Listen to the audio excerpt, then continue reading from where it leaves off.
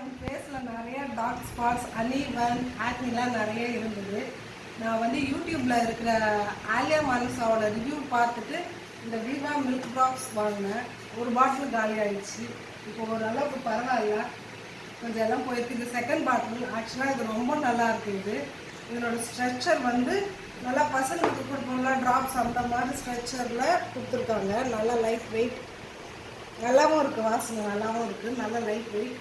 அதை எடுத்து லைட்டாக இப்படி வச்சு எந்த சீரம் போட்டாலும் இந்த ரெண்டே கையில் வச்சு தான் நம்ம இப்படி சர்க்கிள் பண்ணணும். எல்லா கையும் வச்சா அந்த எல்லா கையிலையுமே ஒட்டிக்கும்.